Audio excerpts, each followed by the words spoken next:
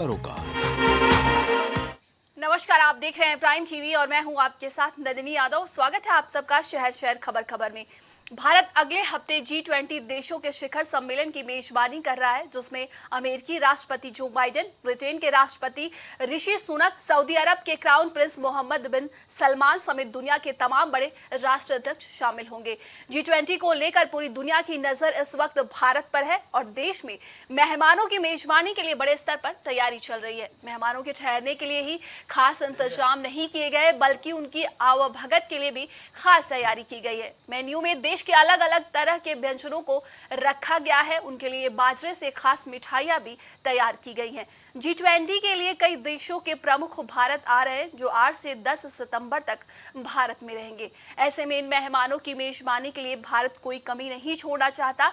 भारत खाने के जरिए भी अपनी सांस्कृतिक विरासत को दर्शाना चाहता है, इसलिए मेहमानों के लिए खास बर्तनों में खाना परोसा जाएगा, जो चांदी से बने हुए हैं। इसके अलावा ट्रैफिक से लेकर सुरक्षा तक दिल्ली में चाक चौबंद व्यवस्था की गई है। ट्रैफिक रूट को डाइवर्ट किया गया। कई ऑनलाइन सेवाओं पर भी रोक लगाई गई है, जिसका असर यूपी में भी देखने को मिलेगा। तो बता दें कि G20 की बैठक को लेकर जिस तरीके से भारत को मेजबानी का मौका मिला है, भारत कोई भी कसर नहीं छोड़ना चाहता है।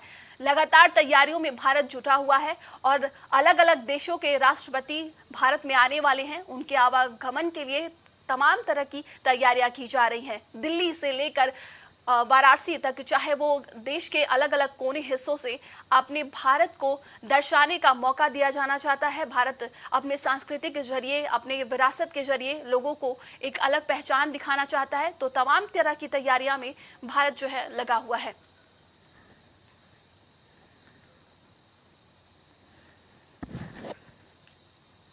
तो G20 की अध्यक्षता इस बार मेजबानी भारत कर रहा है, जिसको लेकर तमाम तरह की तैयारियां की जा रही हैं। ज्यादा जानकारी के साथ संवाददाता विवेक जुड़ चुके हैं। विवेक, क्या कुछ तैयारियां देखने को मिल रही है जिस तरीके से इस बार भारत मेजबानी कर रहा है G20 को लेकर? जी बिल्कुल नंदन, इस प्रकार से भारत के लिए एक गौरव का क्षण है कि G20 देशों की मेजबानी शुरू कर रहा है। 2008 में यह शिखर सम्मेलन शुरू हुआ था। उसके बाद लगातार भारत इसका एक एक्टिव देश के रूप में सदस्य रहा है। बात की जाए तो इस बार मेजबानी भारत के पास है। भारत ने इंडोनेशिया से इसकी मेजबानी ली है और देखा जाए तो ये दो दिनों का जो शिखर सम्मेलन है, देश और माफ कीजिएगा दुनिया के 20 प्रतिनिधि देश इसमें शामिल हो रहे हैं। 19 देश और एक यूरोपियन यूनियन इसका हिस्सा है जो भाग लेने के लिए भारत आ रहे हैं और साथ ही साथ 20 देशों के राष्ट्राध्यक्ष यहाँ पर आएंगे, जिसके लिए खासी तैयारियां कर दी गई है।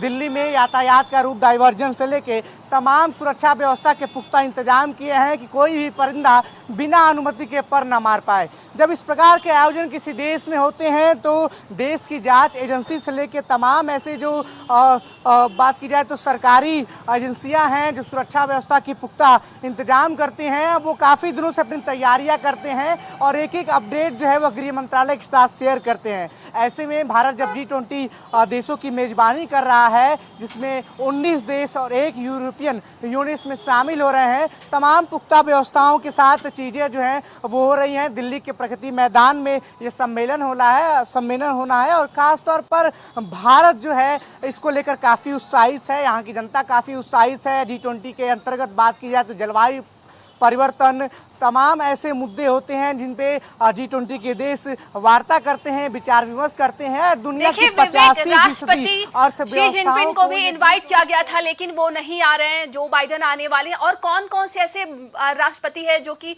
भारत में आने वाले हैं इस बार?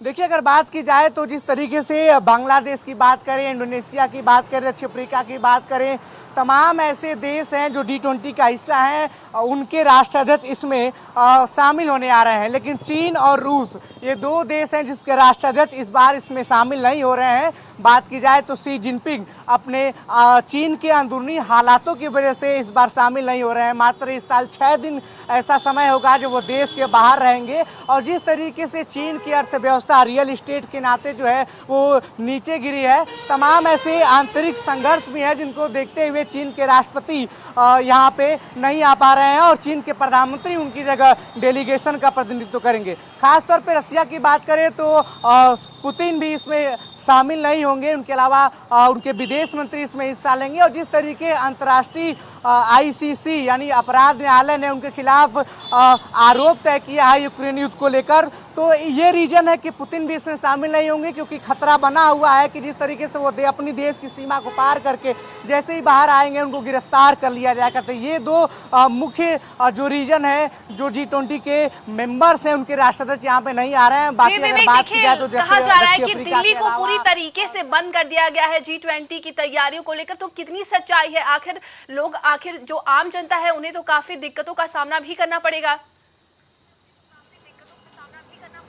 जी, यातायात व्यवस्थाओं पे काफ़ी ध्यान दिया गया है कि किसी प्रकार की दिक्कत ना हो, आम जनमानस को भी किसी प्रकार की दिक्कत ना हो, रूट डाइवर्जन किए गए हैं और साथ ही साथ उत्तर प्रदेश से भी दिल्ली के लिए एक अलग यूनिट की बसें चलाई जा रही हैं। अगर ट्रेनों की संचालन की बात करें तो ट्रेनों के संचालन में भी इसका असर पड़ा है। लखनऊ से जो ट्रेनें दिल्ली के लिए चलती हैं वो 1 घंटा से लेट चलेंगी और जो दिल्ली तक जानती है उनके गंतव्य स्थानों पे भी जो है परिवर्तन किया गया है। बात की जाए जिस प्रकार से ये 20 देशों के जो प्रतिनिधि मंडल है और उनको जो प्रतिनिधित्व कर रहे हैं उनके राष्ट्राध्यक्ष वो शामिल हो रहे हैं और इस G20 सम्मेलन के साथ भारत जो है अपनी संस्कृति और विरासत की एक अटूट मिसाल भी पेश करेगा। उन लोगों के लिए तमाम प्रकार की व्यवस्थाएं की गई हैं, अलग अलग व्यंजनों की व्यवस्थाएं उनके हिसाब से की गई हैं। साथ ही साथ जिस बर्तन में ये व्यंजन परोसे जाने हैं वो भी बात की जाए तो भारतीय संस्कृति के हिसाब से, कला के हिसाब से डिजाइन किए गए हैं और भारत के पास एक बेहतर मौका है G20 की मेजबानी करते हुए इन सभी देशों के सामने भारतीय संस्कृति को प्रस्तुत करना। जी, तमाम जानकारी के लिए बहुत बहुत धन्यवाद आपका विवेक। तो बता दें कि G20 की मेजबानी इस बार भारत कर रहा है, जिसको लेकर तमाम तरह की तैयारियां की जा रही हैं। आपने देखा और सुना भी, तमाम तरह के व्यंजन हैं जो लोगों के सामने पेश किए जाएंगे। भारत की जो संस्कृति है वो पूरी देश और दुनिया देखेगी इस बार। केंद्र सरकार ने 18 से 22 सितंबर तक संसद का विशेष सत्र बुलाया है। संसद के इस विशेष सत्र में सभी 24 राजनीतिक दलों ने हिस्सा लेने का फैसला किया है। इस संबंध में कांग्रेस की वरिष्ठ नेता सोनिया गांधी इन 24 दलों की ओर से प्रधानमंत्री मोदी को पत्र लिखेंगी। पीएम मोदी को पत्र लिखकर सोनिया गांधी उनसे विशेष सत्र के एजेंडे के बारे में पूछेंगी।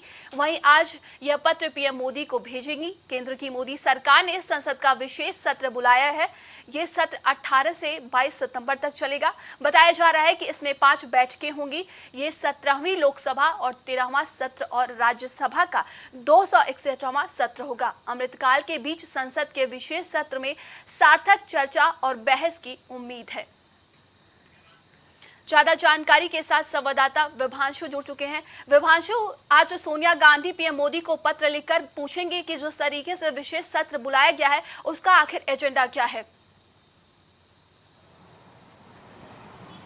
जी बिल्कुल, अगर बात की जाए तो संसदीय कार्य मंत्री प्रहलाद जोशी की तरफ से एक अपील की गई, एक मैसेज दिया गया कि आगामी 17 सितंबर से और 22 सितंबर तक संसद का विशेष सत्र चलाया जाएगा। जिसके बाद से अगर बात की जाए तो तमाम विपक्षी दल कहीं ना कहीं स्पेशल सत्र को लेकर तमाम तरीके से सियासी अटकलें शुरू हो गई और तमाम तरीके के बयानबाजियों का दौर देखने को मिला। इसी दरमियान अगर बात की जाए तो कांग्रेस पार्टी के राष्ट्रीय अध्यक्ष मल्लिकार्जुन खड़गे के आवास पर इंडिया अलायंस के 28 पार्टियों में से 24 पार्टियों ने हिस्सा लिया और 24 पार्टी कहीं ना कहीं इस संसद के विशेष सत्र में जाने की बात कहें। साथ ही आपको बता दें कि कांग्रेस की पूर्व राष्ट्रीय अध्यक्षा सोनिया गांधी आज प्रधानमंत्री नरेंद्र मोदी को एक पत्र लिखकर और संसद के विशेष सत्र चलाने को लेकर उनसे सवाल जवाब करते हुए नजर आएंगी। इससे पत्र के माध्यम से संसद के जो 4 दिन के सत्र चलाए जा रहे हैं उसमें एजेंडे को लेकर बात की जाएगी। अगर बात की जाए तो कल की बैठक में मल्लिकार्जुन खड़गे ने साफ तौर से केंद्र सरकार और देश के प्रधानमंत्री पर तमाम बड़े आरोप लगाते हुए नजर आए और मल्लिकार्जुन खड़गे ने साफ तौर से कहा कि सरकार कहीं ना कहीं मुद्दों से भटकाना चाहती है। चीन का मुद्दा हो या अडानी का मुद्दा हो या मणिपुर हिंसा हो, चाहे अगर बात की जाए तो कैग की रिपोर्ट हो और तमाम घोटालों से कहीं ना कहीं जनता के जो एक तरह से देखें जो उनके निगाहें हैं उसको कहीं ना कहीं उनसे हटाने के लिए संसद का विशेष सत्र ला रही है। साथ ही आपको बता दें कि इस संसद के विशेष सत्र में कई अहम प्रस्ताव पारित होने की बात बिल्कुल विभाषु, देखिए वही अब दूसरी तरफ ये भी बड़ा मुद्दा उठने लगा है कि अब इंडिया में ही इंडिया वर्सेस भारत चल रहा है, तो क्या ये भी कहा जा रहा है कि इस विशेष सत्र में जिस तरीके से ये सियासत इंडिया वर्सेस भारत को लेकर हो रहा है तो क्या इसका भी कुछ चर्चा किया जाएगा क्या?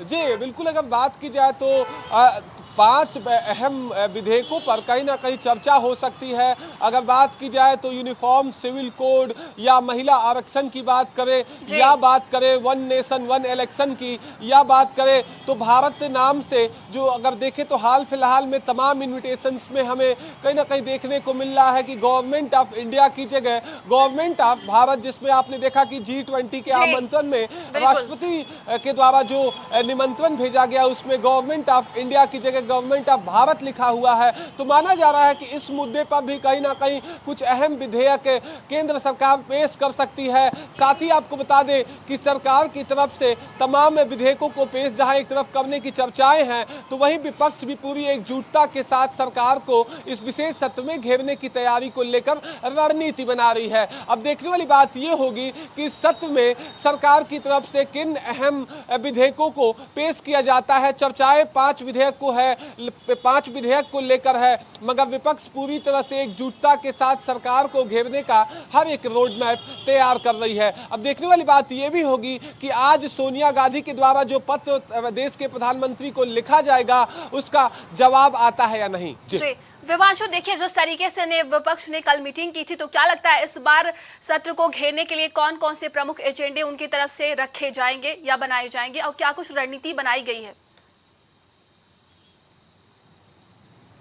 जी बिल्कुल, अगर बात की जाए तो मल्लिकार्जुन खड़गे के बयान से नंदनी साफ है कि विपक्ष मणिपुर हिंसा, अडानी का मामला हो या कैग रिपोर्ट हो या भ्रष्टाचार हो, इन तमाम मुद्दों को लेकर इस विशेष सत्र में सरकार पर हमलावर रहेगा। तो वही सरकार विधेयक 5 अहम विधेयकों को लाकर कहीं ना कहीं इस संसद को एक कहीं ना उसको पास कराकर और विपक्ष पर दबाव बनाने का प्रयास करेगा। अगर हाल फिलहाल में देखा जाए तो इंडिया गठबंधन के ऐलान के बाद से ही गठन के बाद से ही लगातार विपक्षी दल सरकार पर हमलावर हैं और तमाम तरीके से अगर बात की जाए तो अलग अलग मोर्चों पर संभाली हुई है विपक्ष के 28 दल। उसी दरमियान अगर बात की जाए तो अब इस विशेष सत्र के माध्यम से सरकार क्या संदेश देना चाहती है वो सत्र के बाद साफ होगा। मगर बात करें तो विपक्ष पूरी तरह से कैग की रिपोर्ट हो या बात करें मणिपुर हिंसा हो या रोजगार हो या भ्रष्टाचार हो, इन तमाम मुद्दों को लेकर सरकार पर हमलावर होगा। विशेष रूप से इंडिया की जगह भारत शब्दों का उद्बोधन से लेकर कहीं ना कहीं विपक्ष सरकार से तमाम सवाल पूछ सकता है। जी, तमाम जानकारी के लिए बहुत बहुत धन्यवाद आपका विभांशु। तो बता दें कि जो तरीके से गवर्नमेंट की तरफ से कहा गया है कि 18 से लेकर 22 सितंबर तक विशेष सत्र रखा जाएगा। इसी के बीच आज पीएम मोदी को सोनिया गांधी पत्र लिखेंगी और इस विशेष सत्र के एजेंडे के बारे में उनसे पूछेंगी। दिल्ली पटियाला हाउस कोर्ट बुधवार को नाबालिग महिला पहलवानों से यौन शोषण के मामले में अपना फैसला सुना सकता है। बीजेपी सांसद ब्रजभूषण शरण सिंह पर बता दें कि तत्कथित यौन शोषण के आरोप लगाए गए थे। दिल्ली पुलिस इस मामले में अपनी क्लोजर रिपोर्ट पहले ही अदालत में दाखिल कर चुकी है। नाबालिग महिला पहलवान ने दिल्ली पुलिस की क्लोजर रिपोर्ट का विरोध नहीं किया था। दरअसल नाबालिग महिला पहलवान ने कहा था वो मामले में दिल्ली पुलिस की जांच से संतुष्ट हैं। इतना ही नहीं, नाबालिग महिला पहलवान ने यह भी कहा था कि वो दिल्ली पुलिस की जांच रिपोर्ट को स्वीकार करने को भी तैयार है। इसके बाद दिल्ली पुलिस ने 15 जून 2023 को नाबालिग महिला पहलवान पहलवानों की शिकायत पर पटियाला हाउस कोर्ट में कैंसिलेशन रिपोर्ट दाखिल की थी। उसके बाद से पॉस्को मामले में बीजेपी सांसद ब्रजभूषण शरण सिंह को राहत मिलने की उम्मीद बढ़ गई है। ज्यादा जानकारी के साथ संवाददाता मोहम्मद ओवैस जुड़ चुके हैं। तो ओवैस, देखिए जिस तरीके से नाबालिग पहलवानों ने अपने रिपोर्ट पीछे कर लिए थे, अब ये बताया जा रहा है कि ब्रजभूषण सिंह पे जो यौन शोषण का आरोप लगा था वो कहीं ना कहीं अब खत्म होने के कगार पे आ चुका है। क्या कुछ अधिक जानकारी इसको लेकर? जी देखिए, बिल्कुल आपको बताना चाहूंगा कि ब्रजभूषण सिंह पे जो आरोप लगे थे तथा कथित यौन शोषण का आरोप लगा था, जिसमें पटियाला कोर्ट में सुनवाई है और जिसको लेकर तमाम तरीके के जो कवायद आ रहे हैं कि जिससे इनको राहत मिल सकती है। और तमाम जो महिला पहलवान हैं वो उनमें जो है जो कोर्ट में पहले फैसला हुआ था उसको लेकर उन्होंने नाराजगी जताई थी, लेकिन कहीं ना कहीं देखा जाए तो जब ये पटियाला कोर्ट में ये मामला गया तब ये यहाँ पे फैसला आया है। हो सकता है कि उनको यहाँ से राहत मिल जाए। जी, तो क्या कुछ लगता है जिस तरीके से इतने पहलवानों ने आरोप लगाए थे, चाहे वो नाबालिग पहलवान हो, चाहे वो साक्षी मलिक, विनेश फोगाट हो, तमाम तरह के ऐसे पहलवानों ने, तो अब क्या कुछ एक्शन रहेगा आगे?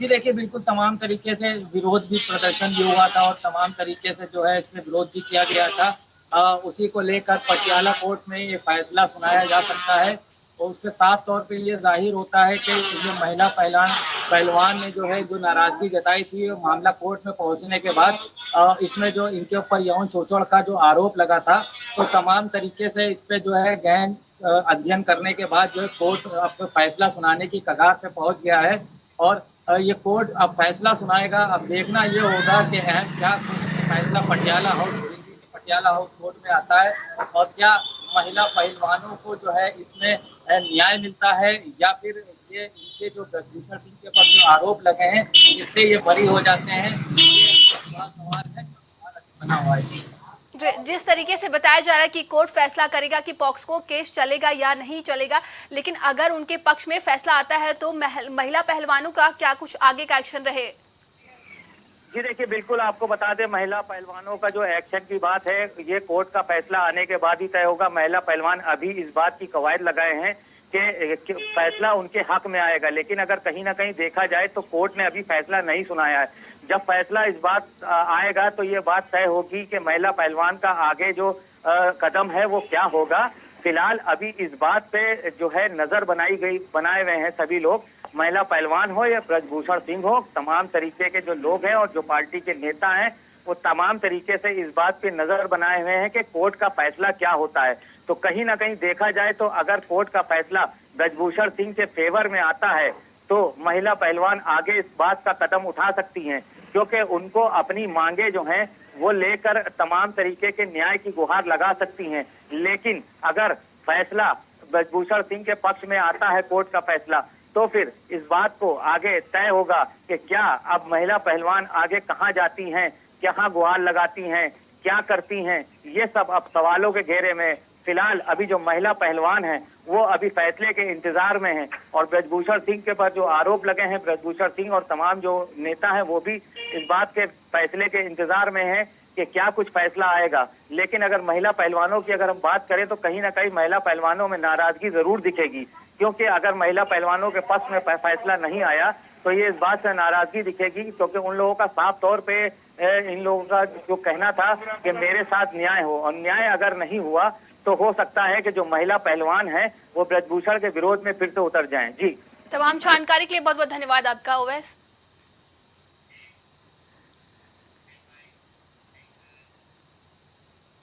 देश भर में श्री कृष्ण जन्माष्टमी का पर्व धूमधाम से मनाया जा रहा है। मथुरा से लेकर बरसाना एवं वृंदावन को सजाया गया है। श्री कृष्ण जन्मभूमि में भक्तों की भीड़ देखते हुए प्रशासन ने सख्त इंतजाम भी किए हैं। किसी भी प्रकार की अनहोनी से बचने के लिए मथुरा एवं वृंदावन को जोन और सेक्टर में बांटा गया है। बता दें कि मंगलवार को अफसरों ने कहा कि 7 सितंबर को जन्माष्टमी उत्सव के सुचारू संचालन को सुनिश्चित करने के लिए मथुरा एवं वृंदावन के मंदिरों में विस्तृत व्यवस्था भी की गई है। तो श्री कृष्ण जन्माष्टमी बड़ी धूमधाम से मनाया जा रहा है। बताया जा रहा है कि इस बार 6 सितंबर और 7 सितंबर को दोनों ही दिन कृष्ण जन्माष्टमी मनाई जाएगी। देश भर में कृष्ण जन्माष्टमी धूम देखने को मिल रही है। तमाम जहां पर मंदिर हैं, जहां पर कृष्ण भगवान की स्थली है, उसको सजाया गया है और आज उसको लेकर विशेष तैयारियां की जा रही हैं और इसके साथ ही पूरी तरीके से प्रशासन भी अपनी तैयारियों में लगा हुआ है। आज के लिए शहर खबर में बस इतना ही। देश और दुनिया की तमाम खबरों के लिए देखते रहिए प्राइम टीवी।